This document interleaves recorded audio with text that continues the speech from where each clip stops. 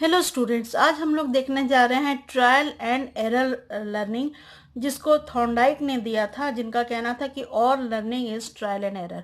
सबसे पहले मैं आपसे रिक्वेस्ट करूंगी कि आप मेरे चैनल को सब्सक्राइब कीजिए ताकि ऐसे ही और हैंड रिटन नोट्स की एक्सप्लेनेशंस मैं आपको दे सकूं। अब इन्होंने क्या एक्सपेरिमेंट किया कि एक हंग्री कैट को एक पजल केज में रख दिया और उसके उस जो वो केज जो था उसमें एक डिवाइस था जिसको दबाने से केज खुल जाता था, और फूड को केज के बाहर रखा। अब कैट जो थी जब बहुत भूखी थी, cat tried haphazardly to come out of the cage and suddenly open device.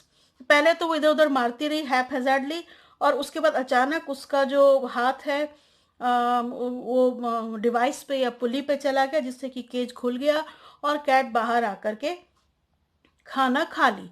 After many trials cat learn to use device to open the cage. पहले तो हैप्पैज़ार्डली वो कर रही थी, अचानक खुला था। बाद में जब बहुत सारे अटेम्प्ट्स उसने किए तो वो सीख गई कि एक पर्टिकुलर डिवाइस को पुली को दबाने से और वो केज खुल जाता है।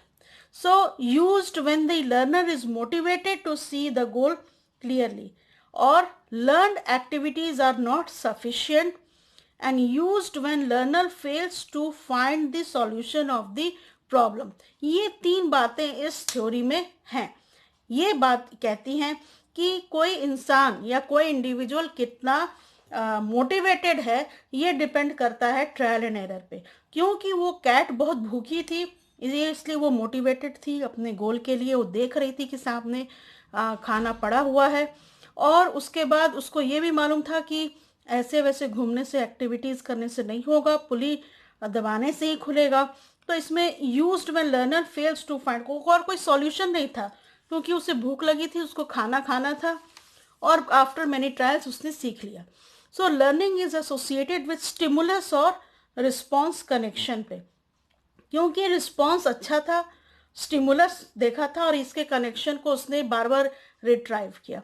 Learning proceeds from simple to complex, work of practice, daily exercise.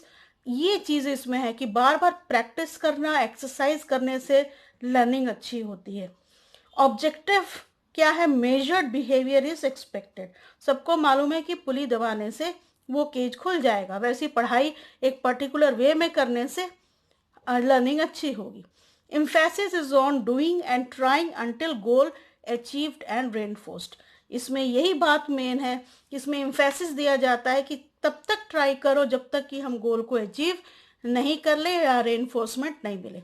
अब स्टूडेंट्स के लिए सबसे इम्पॉर्टेंट है, क्योंकि अगर कोई भी सब्जेक्ट हो हमें बहुत हार्ड लगता हो, तो breaking a bigger task into smaller task learn easily and quickly. हम अगर शॉर्ट टर्म गोल्स बना ले कि आज हमको यही छोटी चीज़ पढ़नी है और उसको मास्टरी कर लें, फिर हम बड़े गोल की तरफ जा सकते हैं।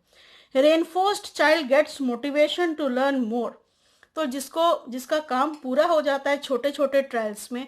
अब फॉर एग्जांपल मैथ्स ही है, कई लोगों को मैथ्स अच्छा नहीं लगता है, तो अगर छोटे छोटे एक्सरसाइज बना के, कॉन्सेप्ट बना के उसको मास्टरी कर ले, तो मोटिवेटेड होगा वो कि नहीं भाई मैं कर सकता हूँ, और वो आगे पर मास्टरी करने की सोचेगा। अगर वो सिंपल से कॉम्प्लेक्स टास्क पर जाएगा तो जनरलाइजेशन भी होगा और रिटेंशन ऑफ कॉन्सेप्ट भी होगा।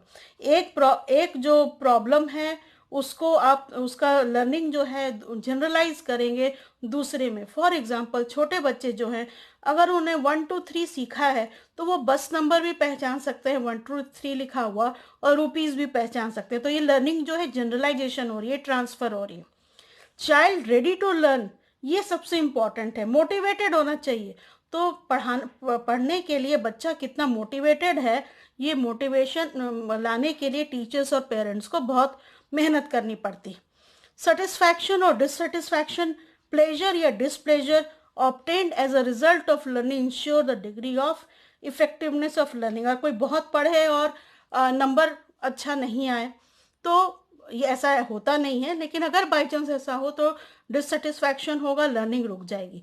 लेकिन आपने बहुत अच्छी पढ़ाई की है और आपको बहुत अच्छा रेनफोर्समेंट मिला है, तो डेफिनेटली आप लर्निंग के लिए और ज़्यादा मोटिवेटेड होंगे और ज़्यादा पढ़ेंगे।